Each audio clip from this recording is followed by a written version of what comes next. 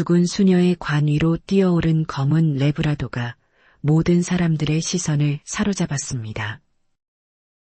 그 개가 수녀의 배 위에서 필사적으로 울부짖기 시작했을 때 화장장에 있던 모든 사람들이 숨을 멈췄습니다.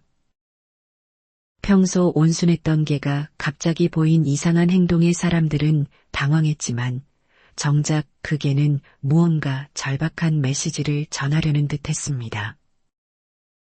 수녀의 어머니는 빨리 화장을 진행하자고 재촉했지만 개는 꿈쩍도 하지 않았습니다.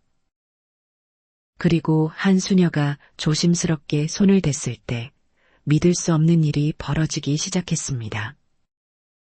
죽음의 자리에서 발견된 생명의 움틈, 과연 그 안에는 어떤 비밀이 숨어 있었을까요? 경상남도 진주시 깊은 산골에 자리한 성심수녀원에서 벌어진 이야기입니다. 그날은 수녀원에서 가장 슬픈 날이었습니다. 젊은 수녀 마리아가 29의 나이로 갑작스럽게 세상을 떠났기 때문이었습니다. 더욱 충격적인 것은 마리아 수녀가 임신 8개월의 몸으로 운명을 달리했다는 사실이었습니다. 수녀원에서 기르던 검은 레브라도 믹스견 바오리의 행동은 그날따라 유난히 이상했습니다. 평소에는 사람들과 잘 어울리며 온순한 성격을 보였던 바오리가 화장장에 도착하자마자 완전히 다른 모습을 보인 것입니다. 바오리는 사람들 사이를 비집고 들어가더니 마리아 수녀의 관 위로 뛰어올랐습니다. 그리고는 마리아 수녀의 배 부분에 코를 대고 계속해서 울부짖기 시작했습니다. 그 울음소리는 단순한 슬픔의 표현이 아니었습니다. 마치 무언가 중요한 것을 알리려는 듯한 간절함이 담겨 있었습니다. 바오리의 온몸이 떨리고 있었고 눈에서는 눈물까지 흘러내리고 있었습니다. 마리아 수녀의 어머니인 김 여사는 이런 상황이 달갑지 않았습니다. 이미 충분히 슬픈 상황에서 개 때문에 화장 시간이 지연되고 있었기 때문입니다. 김 여사는 다른 수녀들에게 바오리를 빨리 치워달라고 요청했습니다. 화장장 예약 시간이 정해져 있다며 서둘러야 한다고 재촉했습니다. 하지만 바오리는 누구의 말도 듣지 않았습니다. 다른 수녀들이 달래려 해도 심지어 평소 가장 친했던 베로니카 수녀가 부드럽게 말해도 꿈쩍하지 않았습니다. 오히려 시간이 지날수록 더욱 필사적으로 마리아 수녀의 배를 감싸며 지키려는 모습을 보였습니다. 베로니카 수녀는 바오리의 행동이 심상치 않다고 느꼈습니다. 평소 사람들의 말을 잘 듣던 바오리가 이렇게 고집을 부리는 것은 처음 보는 일이었습니다. 더욱이 바오리가 마리아 수녀의 배 부분만을 계속 감싸고 있는 모습이 의미심장해 보였습니다. 김 여사는 점점 초조해하며 시계를 자주 보았습니다. 화장장에서 연락이 올 시간이 다가오고 있었기 때문입니다. 그녀는 다시 한번 바오리를 강제로라도 떼어내자고 제안했습니다. 하지만 다른 수녀들은 바오리도 마리아 수녀를 그리워하는 것 같다며 조금 더 기다려보자고 했습니다. 그때 바오리가 갑자기 베로니카 수녀의 소매를 살짝 물고 마리아 수녀의 배 쪽으로 끌어당겼습니다. 마치 여기를 확인해 보라고 말하는 것 같았습니다. 베로니카 수녀는 바오리의 간절한 눈빛을 보며 뭔가 느꼈습니다. 혹시나 하는 마음에 조심스럽게 손을 마리아 수녀의 배에 가져다 댔습니다. 그 순간 베로니카 수녀의 표정이 급변했습니다. 분명히 무언가가 느껴졌기 때문입니다. 미약하지만 확실한 움직임이 있었습니다. 베로니카 수녀는 믿을 수 없다는 듯 다시 한번 확인해 보았습니다. 이번에는 더욱 분명했습니다. 화장장에 있던 모든 사람들이 베로니카 수녀의 변화된 표정을 눈치챘습니다. 분위기가 급변하기 시작했습니다. 무언가 예상치 못한 일이 벌어지고 있다는 것을 모두가 감지할 수 있었습니다. 베로니카 수녀의 말에 화장장에 모인 사람들이 모두 충격을 받았습니다. 정말로 무언가 움직이고 있다는 것이 확인된 것입니다. 바오리는 베로니카 수녀가 그 움직임을 느꼈다는 것을 안 듯 조금 조용해졌지만 여전히 마리아 수녀의 배를 지키는 자세를 유지했습니다. 다른 수녀들도 하나둘 직접 확인해보고 싶어 했습니다. 하지만 바오리는 아직 다른 사람들의 접근을 허용하지 않았습니다. 오직 베로니카 수녀에게만 그 비밀을 보여준 상태였습니다. 마치 베로니카 수녀만을 신뢰하고 있는 것 같았습니다. 김 여사만이 여전히 믿기 어렵다는 표정으로 서 있었습니다. 마리아는 분명히 어젯밤에 숨을 거뒀는데 어떻게 그런 일이 가능하냐며 반박했습니다. 하지만 김 여사의 목소리에는 미묘한 떨림이 섞여 있었습니다. 마치 이런 상황이 벌어지는 것을 원하지 않는다는 느낌이 강했습니다. 베로니카 수녀는 다시 한번 더욱 신중하게 마리아 수녀의 배에 손을 댔습니다. 이번에는 더욱 오랫동안 집중해서 느껴보려 했습니다. 몇 분 후 베로니카 수녀의 얼굴에 확신에 찬 표정이 나타났습니다. 분명히 뭔가 살아 움직이고 있었습니다. 클라라 수녀가 급하게 119에 신고 전화를 걸기 시작했습니다. 응급실에서는 처음에 믿기 어렵다는 반응을 보였지만 상황을 자세히 설명하자 즉시 구급차를 출동시키겠다고 했습니다. 사망한 임산부의 뱃속에서 태아가 살아있을 가능성은 희박하지만 만에 하나라도 생명이 있다면 응급조치가 필요했습니다. 구급차가 도착하기를 기다리는 동안 베로니카 수녀는 계속해서 태아의 상태를 확인했습니다. 움직임이 점점 더 분명해지고 있었습니다. 바오리도 사람들이 자신의 메시지를 이해하기 시작했다는 것을 알고 조금씩 안심하는 모습을 보였습니다. 김 여사는 점점 초조해하며 이런 일이 있을 수 없다고 계속 주장했습니다. 하지만 다른 사람들은 더 이상 김 여사의 말에 귀를 기울이지 않았습니다. 모든 관심이 마리아 수녀와 뱃속의 아기에게 집중되어 있었습니다. 구급차가 도착했을 때 응급구조사들도 처음에는 믿기 어려워했습니다.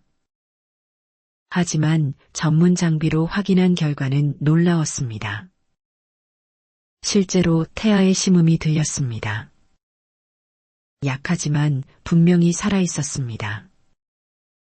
응급구조사는 즉시 병원으로 이송해서 응급제왕절개를 해야 한다고 판단했습니다. 마리아 수녀를 구급차로 옮기는 동안 바오리는 한 발짝도 떨어지지 않고 따라다녔습니다. 구급차 문이 닫히자 바오리는 차 앞에서 애타게 울며 따라가려 했습니다. 베로니카 수녀는 급히 택시를 잡아 바오리와 함께 병원으로 향했습니다. 병원 응급실에서는 즉시 응급제왕절개 준비가 시작되었습니다. 산부인과 전문의가 급히 호출되었고 수술실이 준비되었습니다. 바오리는 수술실 앞 복도에서 꼼짝하지 않고 앉아 기다렸습니다. 마치 그곳이 자신의 자리라는 듯이 말입니다. 의료진들은 이런 경우를 처음 접했다고 했습니다. 산모가 사망한 후에도 태아가 이렇게 오래 버틸 수 있는 것은 거의 불가능에 가까운 일이라고 설명했습니다. 보통은 산소 공급이 중단되면 몇 분 안에 태아도 위험해지는데 이 경우는 정말 특별했습니다.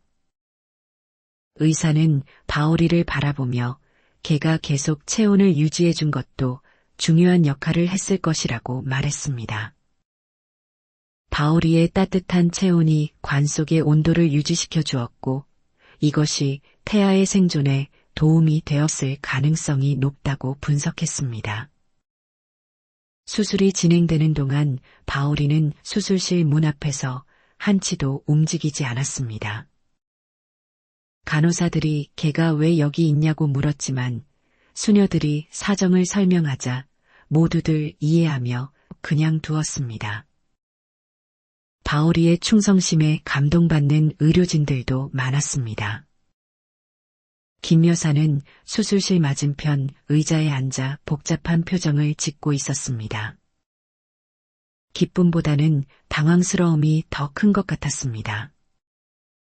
정말 살아있었다니 어떻게 이런 일이 가능한지 계속 중얼거렸습니다. 마치 이런 상황이 벌어지는 것을 예상하지 못했다는 듯한 모습이었습니다. 2시간 후 수술실 문이 열리며 의사가 나왔습니다. 다행히 수술이 성공했다고 발표했습니다. 여자아이이고 체중은 2.6kg이라고 했습니다.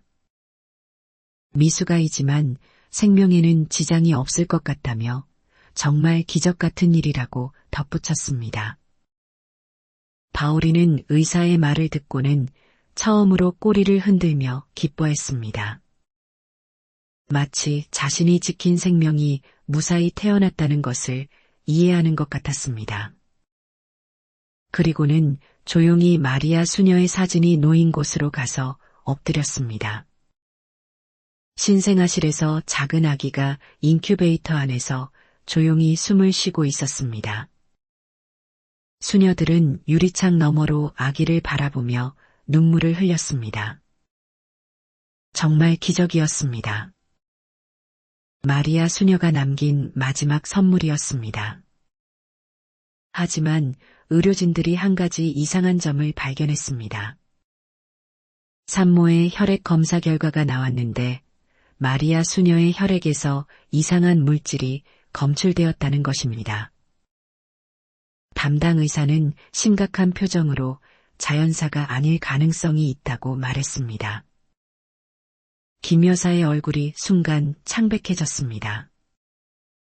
무슨 말씀이냐며 당황해했지만 의사는 이미 경찰에 신고하기로 결정한 상태였습니다. 의심스러운 사망의 경우 신고 의무가 있다고 설명했습니다. 베로니카 수녀도 놀란 표정이었습니다. 자연사가 아니라면 마리아 수녀에게 무슨 일이 있었다는 말인지 물었습니다. 의사는 혈액에서 검출된 물질을 보면 외부에서 투입된 것으로 보인다고 답했습니다. 경찰이 병원에 도착한 것은 그날 저녁이었습니다. 부검을 실시해야 하고 관련자들의 진술도 받아야 한다고 했습니다. 기적 같은 생명 탄생의 기쁨이 순식간에 의혹의 그림자로 뒤덮인 것이었습니다. 바오리는 경찰들이 오자 더욱 예민해졌습니다. 특히 김 여사 주변에서는 계속 낮게 으르렁거렸습니다. 경찰관도 바오리의 행동이 이상하다고 느꼈습니다. 걔가 왜 저러는지, 평소에는 그런 적이 없었는지 물었습니다. 베로니카 수녀는 바오리가 몇 달 전부터 김 여사에게만 그런 반응을 보였다고 답했습니다. 특히 김 여사가 마리아 수녀에게 보양차를 가져다 줄 때마다 그랬다고 설명했습니다. 경찰관들은 바오리의 일관된 반응에 주목하기 시작했습니다. 부검 결과가 나온 것은 3일 후였습니다. 마리아 수녀의 혈액에서 디곡신 성분이 검출되었다는 발표가 있었습니다. 디곡신은 심장 약물이지만 과량 복용하면 심정지를 일으킬 수 있는 위험한 물질이었습니다. 검출된 농도는 치사량에 가까웠습니다. 하지만 마리아 수녀는 심장병이 없었습니다. 베로니카 수녀가 당황하며 말하자 법의학자는 이 물질이 자연적으로 체내에서 생성되는 것이 아니라고 설명했습니다. 외부에서 투입된 것이 확실하며 한 번의 대량 투입이 아니라 여러 차례에 걸쳐 소량씩 투입된 것 같다고 분석했습니다. 경찰은 즉시 마리아 수녀가 마지막으로 마신 보양차에 대한 조사에 착수했습니다. 다행히 차를 우렸던 주전자와 찻잔이 아직 남아있어서 압수하여 분석하기로 했습니다.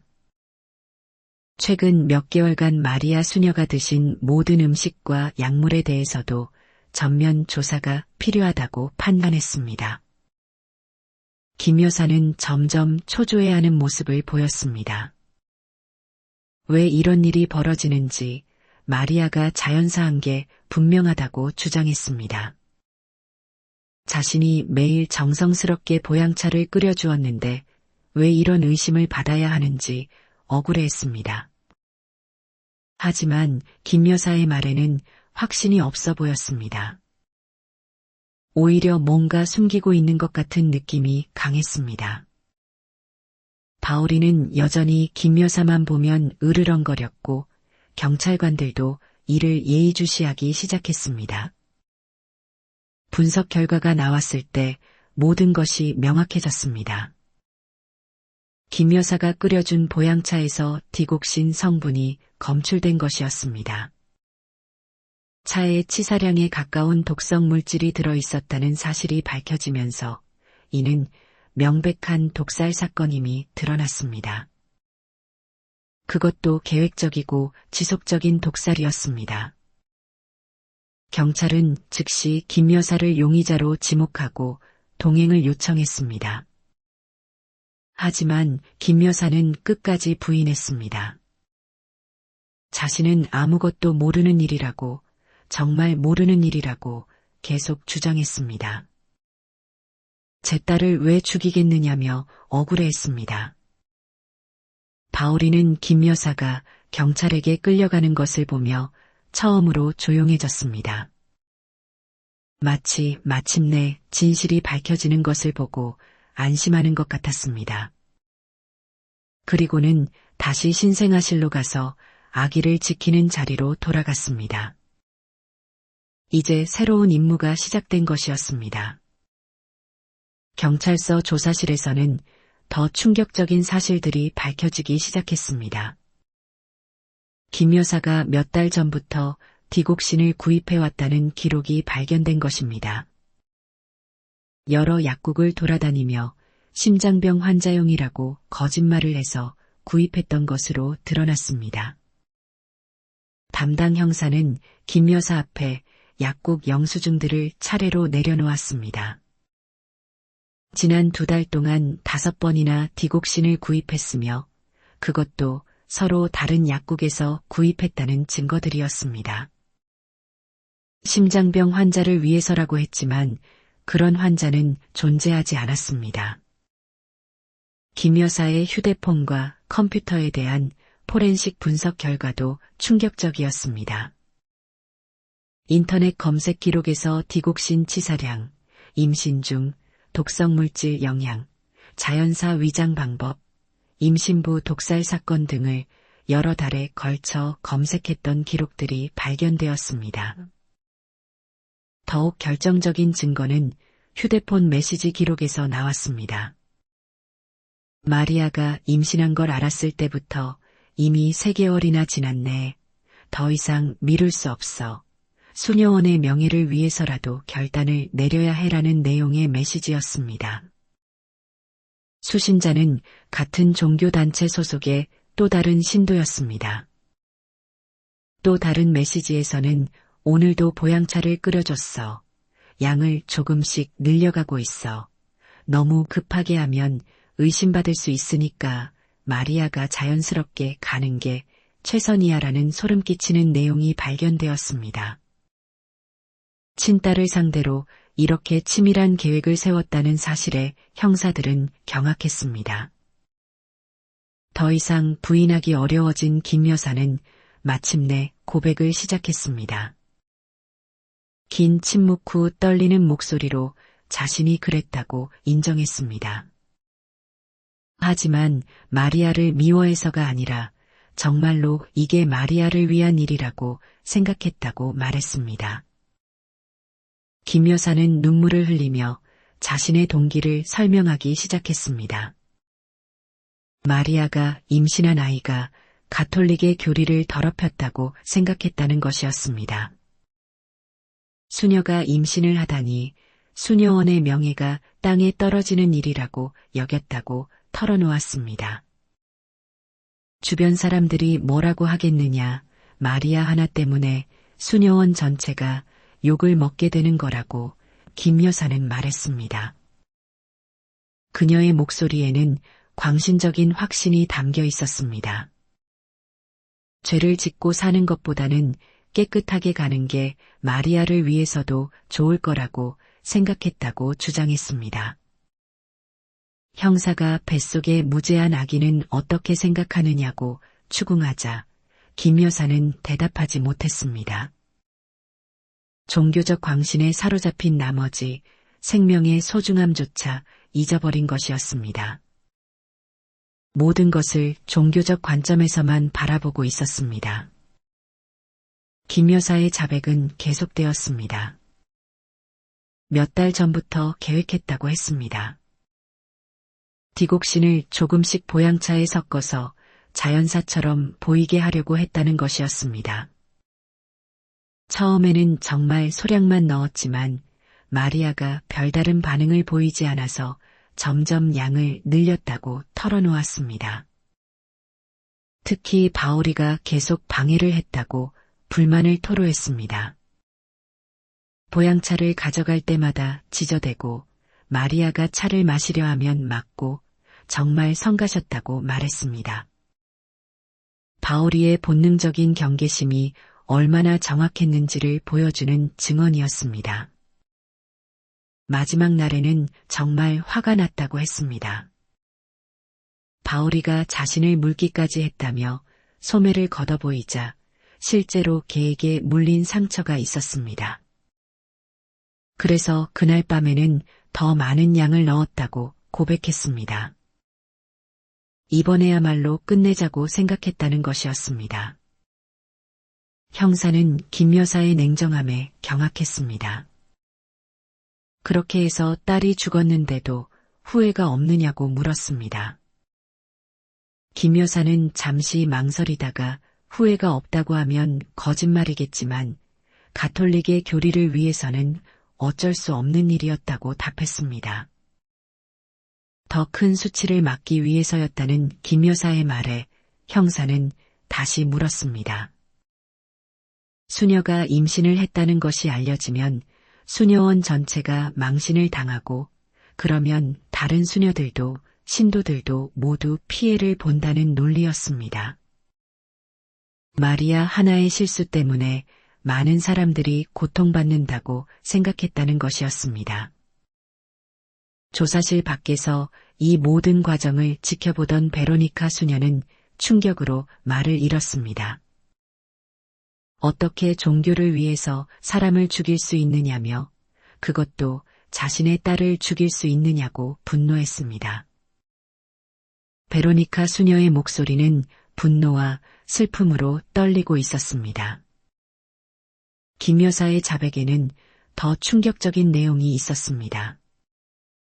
사실 처음에는 낙태를 시키려고 했다는 것입니다. 하지만 마리아가 완강히 거부했다고 했습니다. 아이를 꼭 낳겠다고 해서 다른 방법을 생각하게 되었다는 것이었습니다. 마지막 질문에서 형사는 지금도 자신이 옳은 일을 했다고 생각하느냐고 물었습니다. 김 여사는 한참을 고민하더니 고개를 저었습니다. 아기가 살아서 태어난 것을 보니 자신이 잘못 생각했던 것 같다고 그 작은 생명도 소중한 것이었다고 뒤늦게 후회의 빛을 보였습니다. 자백이 끝난 후 김 여사는 완전히 무너져 버렸습니다. 자신이 정말 미쳤었나 보다며 어떻게 제 딸을 그리고 그 작은 아기까지 해치려 했는지 자책했습니다. 이제야 자신이 저지른 일의 심각성을 깨닫기 시작한 것 같았습니다. 경찰서를 나선 베로니카 수녀는 바로 병원으로 향했습니다. 바오리가 여전히 신생아실 앞에서 기다리고 있는 모습을 보며 눈물을 흘렸습니다. 바오리가 없었다면 이 아이도 위험했을 거라며 정말 대단한 개라고 칭찬했습니다. 바오리는 베로니카 수녀의 눈물을 보며 조용히 꼬리를 흔들었습니다. 마치 이제 진실이 밝혀졌으니 안심이라고 말하는 것 같았습니다. 그리고는 다시 신생아실을 향해 시선을 돌렸습니다. 아직 지켜야 할 생명이 있었기 때문이었습니다. 김 여사의 재판이 끝난 후 수녀원에는 깊은 정적이 흘렸습니다. 살인죄로 징역 18년을 선고받은 김 여사의 빈자리는 모든 이들에게 큰 충격으로 남아 있었습니다. 하지만 무엇보다 중요한 것은 기적적으로 태어난 작은 생명이었습니다. 그 아이는 마리아 수녀의 마지막 선물이자 바오리가 목숨을 걸고 지켜낸 기적이었습니다. 베로니카 수녀는 아기의 이름을 마리사라고 지었습니다. 마리아 수녀의 뜻을 이어받아 올바르게 자라길 바라는 마음에서였습니다. 그리고 이 아이가 태어날 수 있었던 것도 모두 바오리의 헌신 덕분이라며 감사함을 표현했습니다. 바오리는 마리사가 병원에서 수녀원으로 오는 날부터 아이의 그림자처럼 붙어 다녔습니다. 마리사가 잠들어 있는 요람 옆에 조용히 엎드려 있거나 누군가 아이에게 다가오면 즉시 경계태세를 취했습니다. 마치 자신이 마리사의 친보호자라도 되는 것처럼 행동했습니다. 바오리의 보호 본능은 날이 갈수록 더욱 강해졌습니다. 밤에 마리사가 잠들 때까지 요람 옆에서 지키고 서 있고 마리사가 잠든 후에도 방문 앞에서 경계를 늦추지 않았습니다. 마치 김 여사 같은 위험한 존재가 다시 나타날까봐 걱정하는 것 같았습니다. 마리사가 생후 6개월이 되었을 때 처음으로 옹알이를 시작했습니다. 작은 소리에도 바오리는 귀를 쫑긋 세우며 반응했습니다. 마치 마리사가 자신에게 말을 거는 것처럼 느끼는 것 같았고 바오리도 마리사에게 작은 소리로 대답하곤 했습니다. 마리사가 돌이 되던 날 수녀원에서는 작은 잔치를 열었습니다. 수녀들과 신도들이 모여 마리사의 첫 번째 생일을 축하했습니다. 바오리도 목에 예쁜 리본을 메고 참석했으며 그날만큼은 경계를 늦추고 함께 기뻐하는 모습을 보였습니다. 어느 가을날 베로니카 수녀는 마리사와 바오리를 데리고 마리아 수녀의 묘소를 찾았습니다. 바오리는 묘소 앞에 다가가더니 오랫동안 엎드려 있었습니다. 마치 마리아 수녀에게 그동안의 일들을 보고하는 것 같았습니다. 베로니카 수녀는 마리사를 안고 묘소 앞에 섰습니다. 마리아 수녀에게 마리사가 이렇게 건강하게 자라고 있다고 바오리가 정말 잘 돌봐주고 있다고 보고했습니다. 앞으로도 바오리와 함께 마리사를 잘 키우겠다고 약속했습니다. 시간이 흐르면서 바오리와 마리사의 유대감은 더욱 깊어졌습니다. 마리사는 바오리 없이는 잠들지도 못할 정도가 되었고 바오리도 마리사가 잠들 때까지 침대 옆에서 조용히 지켰습니다. 두 존재 사이에는 말로 표현할 수 없는 깊은 유대감이 형성되어 있었습니다. 마리사가 3살이 되었을 때 처음으로 엄마에 대한 질문을 하기 시작했습니다. 베로니카 수녀는 마리사에게 엄마는 하늘나라에 계신다고 바오리를 보내서 마리사를 지켜주고 계신다고 설명했습니다. 마리사는 바오리가 엄마가 보낸 천사냐고 물었고 베로니카 수녀는 맞다고 답했습니다. 바오리는 나이가 들어 예전만큼 활발하지는 않았지만 마리사를 지키려는 마음만은 변하지 않았습니다. 오히려 더욱 세심하게 마리사를 보살피고 있었습니다. 자신의 체력이 예전 같지 않다는 것을 알고 있었지만 그래서 더욱 신중하게 마리사를 돌보고 있었습니다. 어느 여름날 저녁 바오리와 마리사는 함께 별을 바라보고 있었습니다. 마리사가 하늘에 엄마가 있을까 물어보자 바오리는 조용히 하늘을 바라보았습니다. 그날 밤 마리사는 바오리에게 자신을 지켜줘서 고맙다고 평생 사랑하겠다고 말했습니다. 마리사가 초등학교에 입학하게 되었을 때도 바오리는 여전히 마리사의 등하교를 지켜보고 있었습니다. 비록 예전만큼 함께 뛰어다닐 수는 없었지만 바오리의 사랑은 변하지 않았습니다. 마리사도 학교에서 돌아오면 제일 먼저 바오리를 찾았습니다. 이 이야기는 진정한 수호자는 말없이 곁을 지키는 존재라는 것을 보여줍니다. 바오리의 사랑, 마리사의 사랑, 그리고 마리아 수녀의 사랑이 만나서 만들어낸 기적 같은 이야기입니다. 세월이 흘러도 변하지 않는 것은 바로 사랑이며 진정한 수호는 화려한 말이나 행동이 아니라 조용히 곁을 지켜주는 것이라는 깊은 메시지를 전해줍니다. 여러분은 이 이야기를 어떻게 생각하시나요? 바오리의 헌신적인 보호 본능과 김 여사의 극단적인 종교적 광신 사이에서 과연 무엇이 진정한 사랑이었다고 생각하시나요? 그리고 만약 여러분이 베로니카 수녀의 입장이었다면 마리사를 어떻게 키우셨을 것 같으신가요? 이런 상황에서 바오리 같은 반려동물의 직감을 믿고 행동하는 것이 옳다고 생각되시나요? 여러분의 의견을 댓글로 남겨주세요.